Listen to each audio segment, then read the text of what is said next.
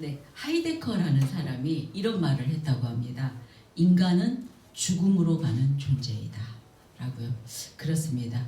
인간의 삶이 결국은 죽음이다 라고 해도 과언이 아닙니다. 모든 사람은 죽을 수밖에 없고 죽음은 항상 우리와 공존하고 있고 또 우리의 현실입니다. 그렇기에 사람은 죽음을 두려워합니다. 나이가 들어갈수록 더욱더 죽음은 점점 더 가까이 다가오는 현실로 느껴집니다. 장례식에도 더 자주 가게 되고 우리 주변에 죽음을 더 많이 경험하게 되지요. 그리고 또한 우리 몸의 한계를 우리가 실감하게 됩니다. 그래서 어느덧 우리의 마음속에는 불안과 두려움이 생기기도 합니다.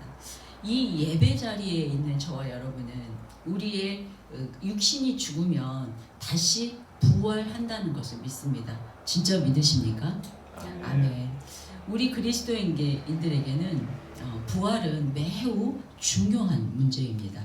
저와 여러분은 부활의 예수님을 믿기에 우리에게 있을 부활을 믿으면서 오늘을 살아가지요.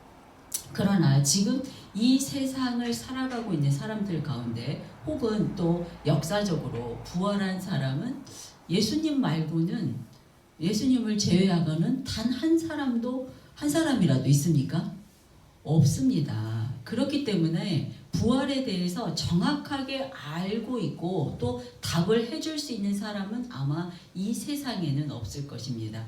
그러나 오직 예수님만이 부활에 대해서 정확하게 알고 있고 또 우리에게 답을 해줄 수 있는 단 한 분이십니다. 그렇죠? 네. 그런데 오늘 본문에서 예수님께서 말씀하십니다. 하나님은 죽은 자의 하나님이 아니라 살아있는 자의 하나님이라고 분명하게 말씀하십니다.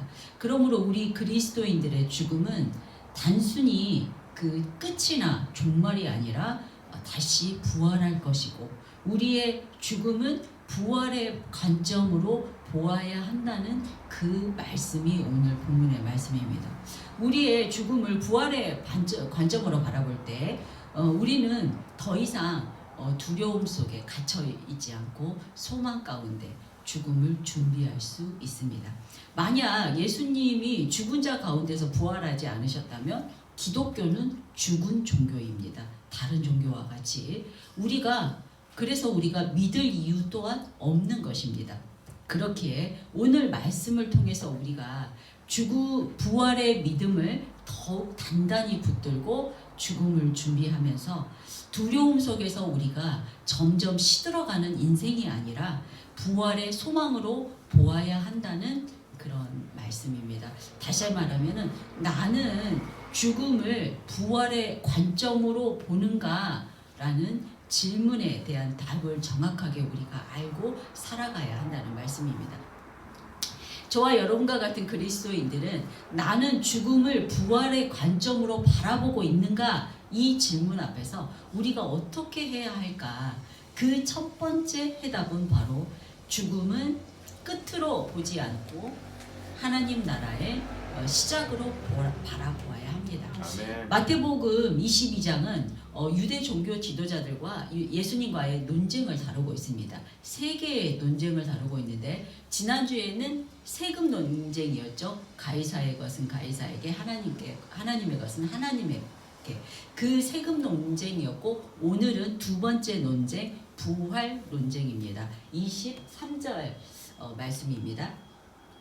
부활이 없다 하는 사두개인들이 그날 예수께 와서 물어 이르되 한 무리가 세금 논쟁을 하고 떠나갔습니다. 그리고 다음 무리가 기다렸다는 듯이 지금 바로 그날 사두개인들이 예수님께 왔습니다. 이렇듯 당시 유대 종교 지도자들이 예수님을 아주 심하게 반대하고 있다는 상황을 알 수가 있지요. 한 그룹이 우르르 몰려와서 예수님께 따지고 딱 논쟁을 하고 딱 물려가자 다른 그룹이 기다렸다는 듯이 이렇게 우르르 몰려온 상황입니다. 그 두 번째 그룹은 바로 사두개인들입니다. 바리새인들과 사두개인들은 그 예수님 당시에 대표적인 유대 종교 있지만은 서로 종교적인 그 우위에 서기 위해서 서로 대립했었기 때문에 친하지 않았죠. 연합하지 않았습니다. 그리고 또 이들은 종교적으로 또 신학적으로도 아주 다른 견해를 가지고 있었습니다. 오늘 본문에서 나오는 그 사두개인들의 중요한 신학적 견해가 뭐냐면 바로 부활이 없다고 믿었던 사람들이 바로 이 사람들이었습니다. 이 사두개인들은 정치적으로 아주 친로마파였기 때문에 매우 부유한 삶을 살고 있었습니다. 그래서 이들이 그 현실의 삶만을 중요하게 생각했다는 뜻이 바로 그 부유함을 추구하고 친로마하고 이렇게 친로마적으로 살았다는 것을 통해 알 수 있지요. 그렇게 이들은 영혼 불멸을 믿지 않았고 천사와 영들의 존재도 믿지 않았습니다. 그러므로 이들은 부활은 당연히 믿지 않았겠지요. 그러나 이들이 하나님을 거부한 사람들이 아닙니다. 이들은 모세오경에 대해서 매우 통달한 사람들이었고 모세오경만을 정경이라고 인정했던 사람들입니다. 이들은 모세오경 외에는 다른 성경은 인정하지 않았기 때문에 모세오경에는 부활의 증거가 없다는 것이 그들의 주장입니다. 그렇기 때문에 부활을 믿지 않는 그들에게는 현세의 이 세상의 삶만이 중요했었겠지요. 그래서 현세의 풍족한 삶을 추구하기 위해서 친로마도 하고 또 거기에 만족하는 삶을 살고 있었던 것입니다. 오늘 본문에서도 이들이 그 주장하는 모세오경을 근거로 예수님을 공격합니다. 24절 말씀입니다. 선생님이여 모세가 일렀으되 사람이 만일 자식이 없이 죽으면 그 동생이 그 아내에게 장가들어 형을 위하여 상속자를 세울지니라 하였나이다. 이렇게 지금 질문하지요. 이 질문이 뭐냐면 그들이 알고 있는 기업 물을 자 고열제도, 계대 결혼에 대해서 말하고 있습니다. 우리나라에서도 부여와 고구려의 형사 취수 제도가 이와 비슷합니다. 형이 결혼했는데 자식이 없이 죽으면 동생이 형수에게 장가 들어야 하지요. 그래서 그 자식을 낳으면 첫째 아들은 형의 아들로 입적시켜서 형의 상속자로 세운다는 내용이 바로 이렇게 그 형사 취수대 그 계대 결혼입니다. 성경에서는 창세기 38장의 그 유다 이야기로 아주 유명하지요. 또 룻기에서 룻과 보아스가 있습니다. 모두 아는 내용인데요. 창세기 38장 내용을 보면은 유다의 아들 중에서 형 엘이 장가가서 자식이 없이 죽자 둘째 아들 오난이 형수에게 장가들었지만은 형의 그 상속자로 자식을 낳지 않기 위해서 땅에 설정합니다. 그래서 그 악함을 보고 하나님이 둘째 아들도 죽이게 되죠. 그래서 유다는 막내 아들도 죽을까 하여서 며느리 다말을 친정으로 쫓아보내고 보내버리고 이제 그런 내용의 스토리가 나오죠. 우리가 중간 생략하고 결국은 며느리 다말은 시아버지 유다에게서 아들을 얻어서 대를 잇는 내용이 나옵니다. 오늘 본문에서 사두개인들은 이 계대 결혼을 근거로 예수님께 질문을 하면서 자신들의 그 부활관에 대해서 이야기합니다. 여기에 그 사용된 헬라어를 잠깐 보겠습니다. 이들이 후사를 잇다라는 헬라어 카다스타 데세타이라고 그 헬라어를 이 본문에서는 사용하지 않고 부활을 의미하는 아나스타시스를 사용을 합니다. 그래서 이 단어를 사용하는 것으로 미루어 볼 때 사두개인들이 그 말하는 그 부활은 죽은 사람의 영혼이 다시 살아나는 것이 아니라 새로운 생명이 탄생해서 대를 이어지는 것이다 라는 그 환생이 그들이 주장하는 부활한다는 그런 의미인 것입니다. 그러니까 영혼이 다시 살아나는 것이 아니라 그 죽었던 그 사람이 환생해가지고 다시 그 다음 생을 살아간다는 그런 의미인 것이죠. 그래서 계속해서 환생해서 현세를 살아가는 것이죠. 그러니까 이 사두개인들한테는 내세는 없고 계속해서 현세적이라는 그런 것을 알 수 있습니다. 계속해서 이들의 말을 보겠습니다. 25절에서 28절까지의 말씀입니다. 우리 중에 칠형제가 있었는데 마지가 장가를 들었다가 죽어가지고 상속자가 없으므로 그 아내를 그 동생에게 물려주고 또 둘째와 셋째로 또 일곱째까지 그렇게 하다가 최후에 그 여자도 죽었는데 그런즉 그들이 다 그를 취하였으니 부활 때 일곱 중에 누구의 아내가 되나이까 이렇게 물어보는 것이지요. 이 황당하고 억지스러운 질문이지요. 일곱째까지 그럴 리가 없잖아요. 근데 한 집에 칠형제가 있었는데 첫째가 장가가서 자식이 없이 죽어서 또 그 아내가 그 동생과 또 다 성적으로도 법적으로도 완전하게 결혼을 했는데 그 결국은 여인도 죽게 되면은 7명의 형제 중에 누구의 아내로 부활합니까? 이렇게 물어보는 것이지요. 우리들도 여러분도 좀 궁금하죠. 도대체 누가 진짜 아내로 부활할까? 사두개인들의 이러한 질문은 죽음을 끝으로 보았기 때문에 그들은 부활을 어떤 게 예수님이 말하는 그런 부활은 부정하고 또 억지 논리를 들어서 부활에 대해서 어떻게 보면은 조롱하고 있는 그런 내용인 것입니다. 이것은 오늘날 우리 지금 살고 있는 세상 사람들이 죽음을 단절과 소멸로 보는 관점과 같이 보는 그런 견해입니다. 우리도 죽음을 단순히 이렇게 단절로만 보게 되면은 우리도 죽음을 공포로 보게 되고 또 상실로만 보게 되지요. 그렇게 되면 우리도 죽음을 두려워하게 되고 또 죽음을 피하려고 하게 되겠지요. 그리고 우리의 삶은 허무하게 끝날 수밖에 없습니다. 그러나 우리 그리스도인들의 죽음은 단순히 인생의 종말로 보지 않습니다. 죽음은 새로운 생명으로 가는 관문으로 하나님 나라에 들어가는 입문 과정으로 보는 그것입니다. 그렇기 때문에 장례를 끝이 아니라 하나님 품으로 가는 여정, 시작임을 믿어야 하는 것입니다. 다 그렇게 믿으시지요? 네. 나는 죽음을 부활의 관점으로 바라보는가? 이 질문 앞에서 우리는 어떻게 할까? 두 번째, 죽음을 준비하되 단순한 세상 준비를 넘어 부활을 기다리는 믿음으로 준비해야 합니다. 29절 말씀입니다. 예수께서 대답하여 이르시되 너희가 성경도 하나님의 능력도 알지 못하는 고로 오해하였도다. 아멘.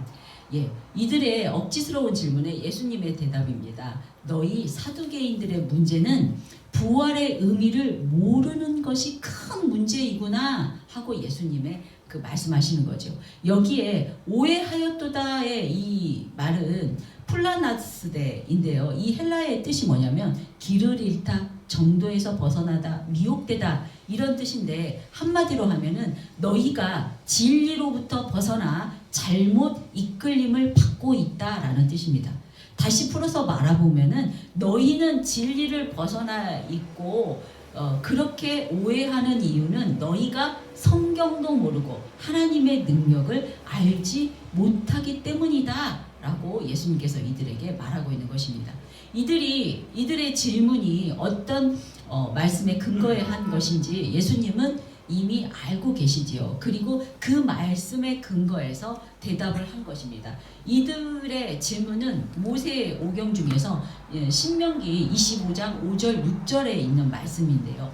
형제들이 함께 사는데 그중 하나가 죽고 아들이 없거든 그 죽은 자의 아내는 나가서 타인에게 시까지 말 것이요 그의 남편의 형제가 그에게로 들어가서 그를 맞이하여 아내로 삼아 그의 남편의 형제된 의무를 그에게 다 할 것이요 다 행할 것이요 그 여인이 낳은 첫 아들이 그 죽은 형제의 이름을 잊게 하여 그 이름이 이스라엘 중에서 끊어지지 않게 할 것이니라. 이 말에 대한 근거로 그들이 질문을 하였고 예수님은 그 질문의 의미를 알고 있고 이 말씀을 알고 여기에 대한 대답으로 지금 예수님께서는 그들을 꾸짖고 계시는데요. 그들에게 이 말씀의 의미가 뭐냐면은 너희가 이 말씀의 의미를 정확하게 알고 있지 못하다. 이 내용에 있는 말은 계대 결혼에 대한 것이지 부활에 대한 말이 아니다라고 정확하게 말하고 있는 것입니다. 여기에는 부활의 내용이 없지요. 그냥 너희가 이 계대 결혼을 해가지고 이스라엘에서 이 이름이 끊어지지 않게 그렇게 하라는 내용이었던 것입니다. 부활 내용이 아니었던 거죠. 그리고 이들은 모세의 오경만 주장하고 있지만 그 구약 성경 전체 내용을 보면은 그 내용에서는 분명히 부활의 이야기를 하고 있는데 너희가 그것은 정확하게 이해하지 못하고 깨닫지도 못하고 있다라는 그런 뜻입니다. 예수님께서는 너희가 성경도 하나님의 능력도 알지 못하는구나 라고 말씀하시면서 부활의 실제를 30절에서 선포하십니다.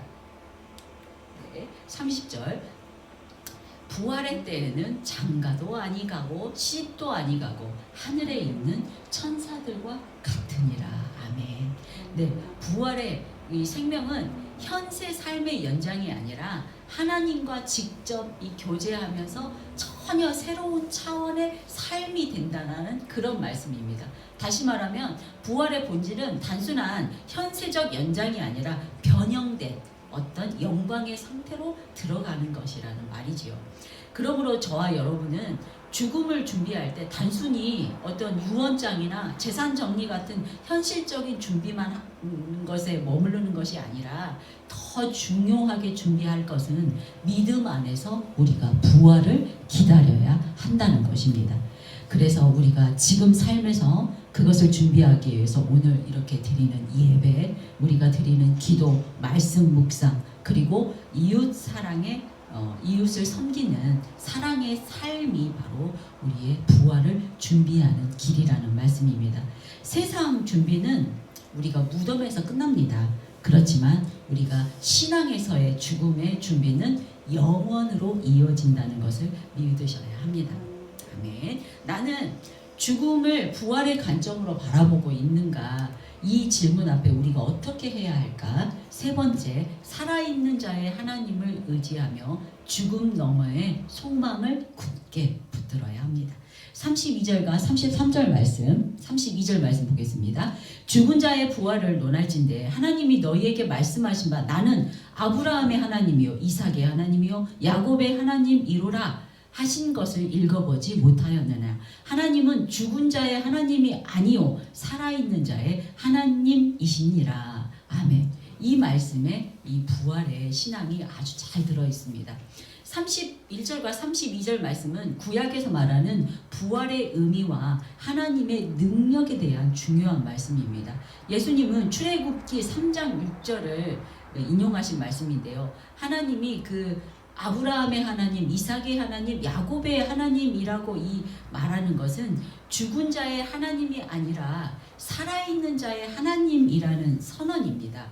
예수님은 그 사두개인들이 성경에 대해서 무지하고 있다는 것을 구체적으로 지금 설명하시려고 하는데요. 설명하시는 것인데요. 죽은 자의 부활에 대한 말씀이죠. 하나님께서 출애굽기에서 모세를 부르실 때 그 떨긴 그 불타는 가시떨기 나무에서 모세에게 하셨던 그 내용을 그대로 인용한 말씀입니다. 나는 내 조상의 하나님이니 아브라함의 하나님, 이삭의 하나님, 야곱의 하나님이다. 이렇게 하나님이 직접 말씀하신 것을 너희가 읽어보지 못했느냐 하고 지금 묻고 계시는 말씀이죠. 그리고 이어서 그 설명도 하십니다. 하나님은 죽은 자의 하나님이 아니요 살아있는 자의 하나님이시다. 이렇게 하신 이 말씀이 무슨 뜻일까요?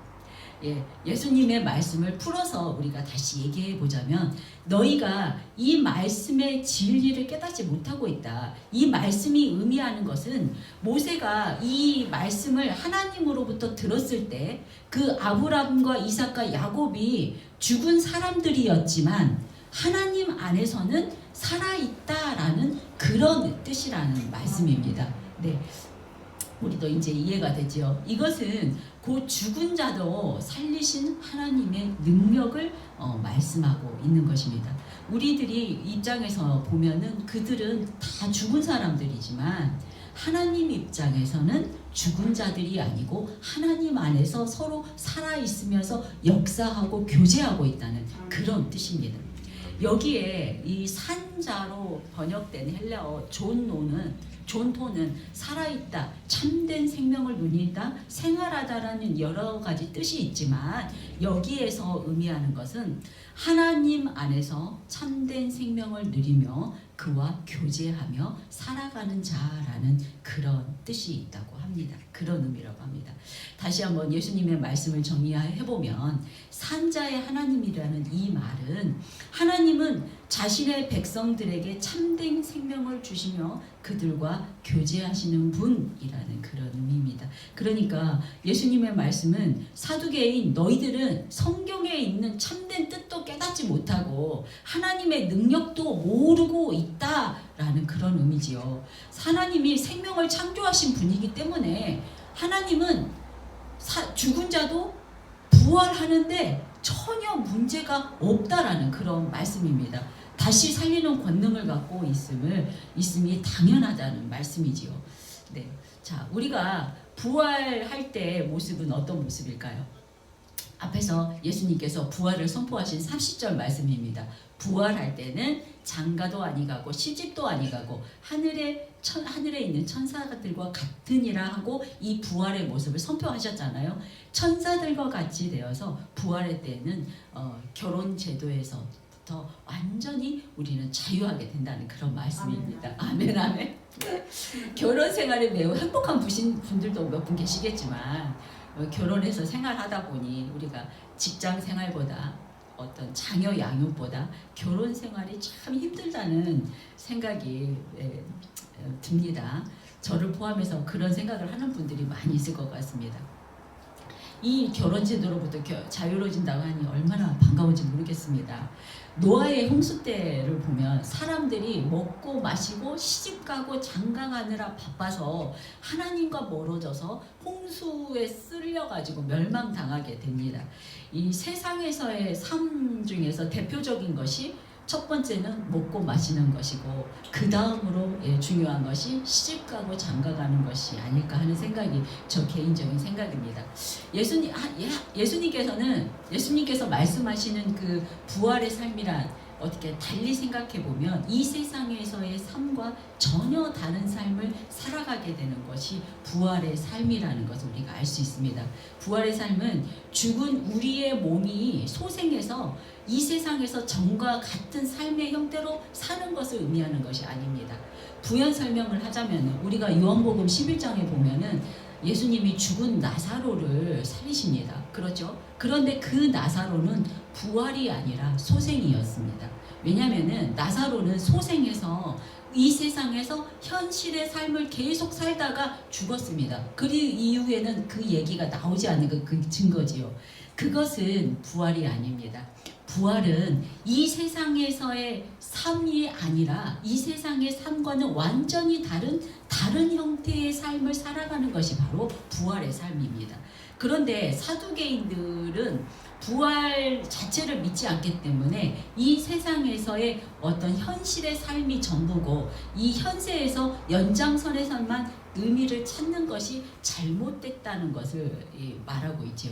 물론 부활의 삶은 현세의 삶과 다른 삶이지만 우리가 현재의 삶을 잘 살고 현재의 삶을 연속이라는 것도 잊지 마시기 바랍니다. 그래서 이 세상에서 예수님을 믿고 우리가 이 현세의 삶을 잘 살아야 한다는 그런 뜻이기도 합니다. 예수님께서 말씀하시는 부활의 삶은 하늘에 있는 천사들과 같다고 말씀하셨지요. 이 부활 후에 성도들의 몸의 상태도 몸의 형태가 천사들과 같은 외양을 갖는다는 그런 뜻이 아니라 우리들이 이 세상에서 가졌던 그 육을 떠나서 천사들과 같이 어떤 영적 존재가 된다는 그런 뜻입니다. 그리고 그 남녀의 구분이 무의미해진다는 그런 의미일 수도 있습니다. 우리가 그 부활의 삶을 살아보지 않기 때문에 정확하게 말할 수는 없지만 천사들은 우리가 직접 눈으로 본 적이 없기 때문에 정확하게 어떤 존재인지는 알 수 없지만 확실한 것은 죽지 않고 영원히 살아간다는 그런 존재이기 때문에 우리가 결혼으로 하는 것은 대를 잇기 위한 것이 가장 큰 이유잖아요. 결혼으로 대를 잇지 않아도 된다는 그런 삶은 확실합니다. 네, 그리고 우리가 죽음 후에 내세의 어떤 그 질서와 내세에 있는 우리 삶의 형태는 거의 아는 바가 없습니다. 하지만 어떤 면으로 우리가 그 현세의 삶이 계속되기도 하고 또 어떤 면으로는 또 단절되기도 할 거라는 그런 것이지요. 지금은 우리가 어느 것도 분명하게 말할 수 없지만 한 가지 분명한 것은 우리에게 다른 형질의 육체가 다시 생길 것이고 또 그 육체와 영이 분리되지 않는다라는 것을 알 수 있습니다. 아마도 우리가 그 육체는 아직 경험하지 못했지만 새로운 육체가 되겠지요. 우리가 그 미루어 짐작할 수 있는 형태가 있습니다. 예수님께서 죽음 후에 3일 후에 부활하셨잖아요. 그 부활하셨을 때 그 몸이 어땠나요? 그 예수님처럼 예수님은 그때 볼 수도 있고 먹을 수도 있고 만질 수도 있고 있었지만 벽을 통과할 수도 있고 시공간을 뛰어넘을 수 있는 그런 초월하는 그런 형태라는 것이지요. 아마 우리도 부활했을 때 그런 몸이 되지 않을까 추측할 수 있습니다. 사랑하는 성도 여러분, 우리가 믿는 하나님은 죽음을 넘어서 우리를 붙드시는 하나님이십니다. 죽음은 두려움이 아니라 우리에게 죽음은 하나님을 더 가까이 만나러 가는 그런 길이 되는 것입니다. 그러므로 우리 그리스도인들의 장례식은 절망이 아니라 바로 부활의 소망의 자리가 되는 것입니다. 이 믿음 안에서 우리는 죽음을 준비하게 되면 우리는 오늘의 삶도 평안할 수 있습니다. 결론은 우리들은 모두 죽음을 맞이합니다. 그리고 그 후에는 심판이 있게 되지요. 이것 또한 우리가 잊지 말아야 할 것은 이번 생에서 믿음을 가지고 잘 살아야 하기 때문입니다. 그리고 부활의 때에 믿는 저와 여러분은 천사들보다 더 영광스러운 존재가 될 것입니다. 네, 믿어지는 은혜가 있기를 소망합니다. 저희가 이제 부연 설명으로 오늘 본문에서 마태 기자가 이 부활에 대해서 기록한 것은 저와 여러분과 같은 이런 그리스도인들에게 부활 신앙이 매우 중요하기 때문입니다. 그 이유가 성경에 나와 있습니다. 몇 구절을 저희가 보고 가려고 합니다. 이거는 이제 바울이 얘기한 건데요. 고린도전서 15장 19절에서 바울이 이렇게 말하고 있습니다. 만일 그리스도 안에서 우리가 바라는 것이 다만 이 세상의 삶뿐이면 모든 사람 가운데 우리가 더욱 불쌍한 자이리라. 우리가 하나님을 열심히 믿고 살았는데 죽었는데 부활이 없다고 하면 얼마나 불쌍한 사람들이 되겠습니까? 네. 아멘. 사두개인들과 같은 믿음으로 살면 안 된다는 말씀이지요. 바울은 우리 신앙의 결론이 바로 부활에 있어야 한다고 말하고 있습니다. 고린도전서 그 뒤에 42절 말씀 한번 읽어보겠습니다. 죽은 자의 부활도 그와 같으니 썩을 것으로 심고 썩지 아니할 것으로 다시 살아나며 욕된 것으로 심고 영광스러운 것으로 다시 살아나며 약한 것으로 심고 강한 것으로 다시 살아나며 육의 몸으로 심고 신령한 몸으로 다시 살아나나니 육의 몸이 있은즉 또한 영의 몸도 있느니라. 아멘. 네.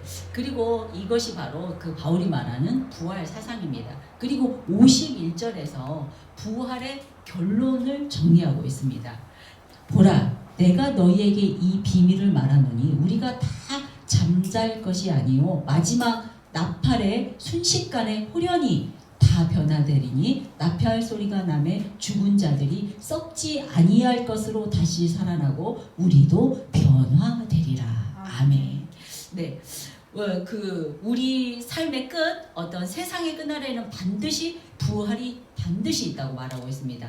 우리의 영혼은 소멸되지 않고 다시 살아납니다. 죽음 후에는 반드시 심판이 있고 예수님을 믿고 의롭다 칭함을 받은 저와 여러분은 하나님 나라에 영원히 영적인 존재로 하나님과 교제하면서 살아가고 예수님을 믿지 않는 이들도 동일하게 영적인 존재로 살지만 영원한 지옥에서 살아가게 될 것입니다. 지금 이 시간 여러분과 저에게 믿어지는 은혜가 있기를 소망합니다. 네, 이 말씀이 믿어지시지요? 아멘입니다. 네, 결론입니다. 나는 죽음을 부활의 관점으로 바라보고 있는가? 이 질문 앞에서 예수님께서는 오늘 본문에서 분명하게 부활을 말씀하고 계십니다. 세상의 창조주 되시는 예수님의 말씀은 한치의 오차도 없는 진실임을 믿으시기 바랍니다. 부활의 세계와 형태에 대해서 우리가 명확하게 알 수 없고 경험할 수 없지만 살아계신 하나님과 교제하는 하나님의 영광의 나라가 있음을 오늘 본문을 통해서 확실하게 알게 되었습니다. 그러므로 죽음을 부활의 관점으로 준비하는 삶은 단순한 심리적인 위로가 아니라 하나님의 언약과 신실함에 대한 신뢰입니다. 죽음의 부활의 관점으로 준비하는 삶은 첫째, 죽음을 끝으로 보지 않고 하나님 나라의 시작으로 바라보게 합니다. 두 번째는 죽음을 준비하되 단순한 세상 죽음을 넘어 부활을 기다리는 믿음으로 준비하게 합니다. 세 번째는 살아있는 자의 하나님을 의지하며 죽음 너머의 소망을 굳게 붙들게 합니다. 저와 여러분 모두 부활의 소망으로 평안히 죽음을 준비하고 더 담대히 오늘을 살아가시기를 주님의 이름으로 축원합니다. 오늘 말씀 준비하면서 결단의 기도를